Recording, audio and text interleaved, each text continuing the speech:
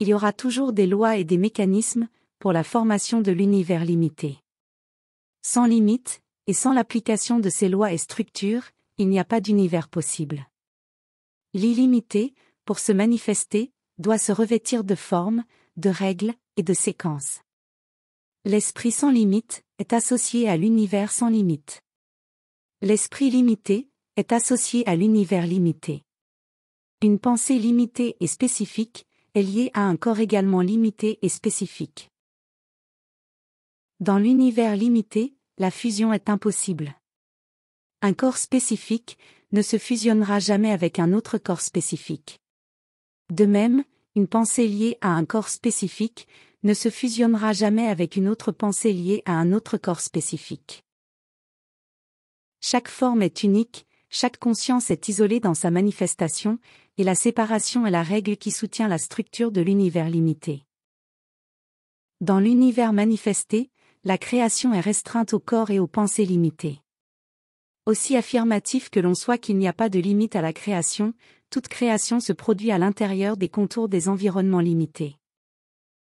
L'être manifesté, inséré dans l'univers limité, porte avec lui une pensée également limitée. Cet être ne peut distinguer si c'est le corps qui donne vie à la pensée, ou si c'est la pensée qui donne vie au corps.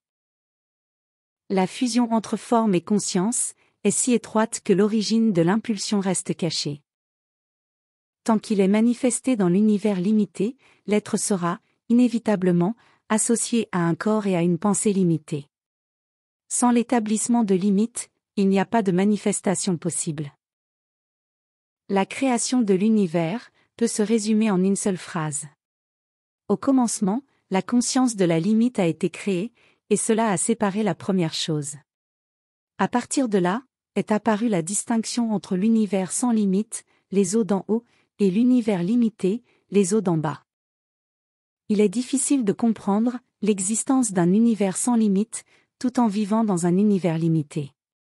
Cependant, tout est associé à la perception. Pour que l'univers limité soit remarqué, il est nécessaire que la conscience soit dotée de perception. Sans perception, les choses restent imperceptibles, et n'étant pas perçues, elles n'existent tout simplement pas pour la perception. La perception est profondément liée à la pensée critique, qui est celle qui établit les limites et les définitions des choses. C'est pourquoi l'existence d'un corps, quelle que soit sa forme ou sa taille, est impossible sans qu'il y ait une pensée et une perception associées. Le corps est inséparable de la conscience qui l'observe et le définit. De nombreux êtres manifestés comprennent cette vérité.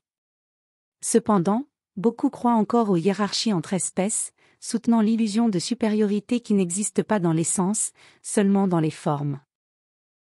Les êtres manifestés agissent dans la manifestation, poussés par des principes inébranlables. L'incompréhension de ces principes conduit les êtres à créer des concepts explicatifs, temporaires dans l'essence, bien que souvent durables dans l'apparence. Ce que l'être est, dans son essence, ne pourra jamais être identifié à ces concepts. Même s'il existe un certain degré d'influence, il n'y a pas de lien réel entre la vérité de l'être et les explications qui tentent de le définir. Les êtres, tant qu'ils sont en manifestation, sont des acteurs parfaits dans une pièce parfaite, issue de leur propre être, et donc irréparable. Chaque rôle est exact, chaque scène est nécessaire, et chaque geste est l'expression d'un dessein préalable. L'être qui donne vie au personnage est associé à une pensée aux limites élargies. Cette pensée se connecte à la pensée liée au corps de l'être en manifestation.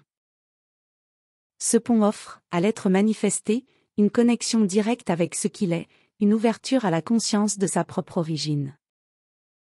C'est à travers la pensée élargie que l'être pénètre dans la pensée sans limite, celle qui est associée à l'univers sans limite. Et c'est par un exercice aussi simple que celui-ci que le tout devient perceptible.